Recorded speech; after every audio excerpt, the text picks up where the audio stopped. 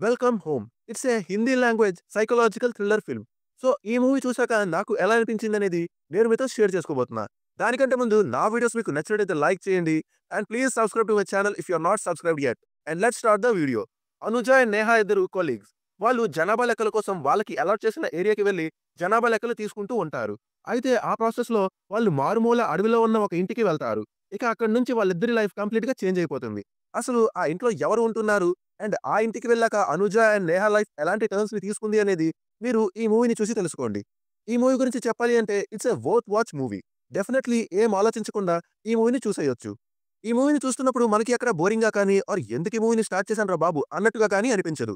But light hearted are బాగా sensitive persons ఎవరైనా ఉంటే ముందే చెప్తున్నా, ఈ మూవీ స్టోరీ అండ్ కంటెంట్ చాలా డార్క్ అండ్ డిస్టర్బింగ్‌గా ఉంటుంది. అండ్ ఈ మూవీని మీ ఫ్యామిలీతో చూడకండి. ఈ మూవీలో మాక్సిమం ఆఫ్ టైమ్ మనం 5-6 క్యారెక్టర్స్‌నే చూస్తాం.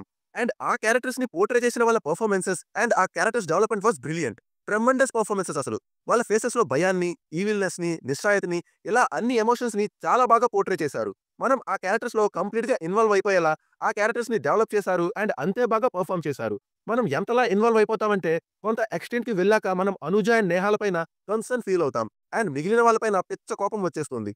మూవీ స్టార్ట్ అయిన 5 మినిట్స్‌లోనే ఆ ఇంట్లో ఏదో జరుగుతుంది అన్న క్యూరియాసిటీ మనలో క్రియేట్ అవుతుంది. ఆ తర్వాత అనుజ అండ్ నేహ ఆ ఇంటికి వెళ్ళేంత వరకు నార్మల్‌గా ఉన్న స్టోరీ ఆ తర్వాత నుంచి చాలా ఇంట్రెస్టింగ్ అండ్ ఎంగేజింగ్‌గా మారిపోతుంది.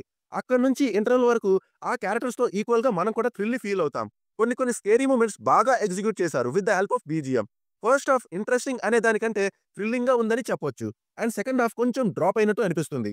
అండ్ క్లైమాక్స్ కొంచెం డిస్టర్బింగ్‌గా ఉంటుంది. బట్ రియాలిటీలో కూడా అలా జరిగిన కేసెస్ మనందరం చదివే ఉంటాం. లాస్ట్ 20 మినిట్స్‌లో కొంచెం సినిమాటిక్ లిబర్టీ తీసుకొని కొన్ని కొన్ని సీన్స్ రాశారు. అవి కొంతమందికి నచ్చొచ్చు. బట్ కొంతమందికి ఇవి అనవసరంగా పెట్టారు అనిపించవచ్చు. ఈ మూవీలో బీజీఎం వాస్ వెరీ గుడ్. కొన్ని కొన్ని సీన్స్‌లో చాలా హాంటింగ్‌గా అండ్ స్కేరీగా ఉంటుంది. ఈ మూవీలో direction and plot narration was done in a very good manner. First నుంచి ఆడియన్స్ ఈ మూవీతో ఎంగేజ్ అయ్యి, ఈ మూవీలో ఉండే క్యారెక్టర్స్‌తో ఇన్వాల్వ్ అయ్యి, ఈ మూవీతో ట్రావెల్ అయ్యేలా తీశారు ఈ మూవీని. Screen play was good enough. ఈ మూవీ స్క్రీన్ ప్లే మనం ఈ మూవీతో స్టిక్ అయ్యి ఉండేలా చేస్తుంది. కొన్ని కొన్ని లాజిక్‌లెస్ అండ్ సెన్స్‌లెస్ సీన్స్ ఉన్నాయి but avoidable. So overall it's a worth watch psychological thriller. ఏం ఆలోచించకుండా ఓసారికి చూసేయొచ్చు. సోనీ లివ్‌లో అవైలబుల్‌గా ఉంది. Go and watch it there. But ఈ మూవీ హిందీలోనే ఉంది with no subtitles. So that's it guys. ఈ వీడియో మీకు నచ్చినట్లయితే లైక్ చేయండి and please subscribe to my channel. Thank you. By by.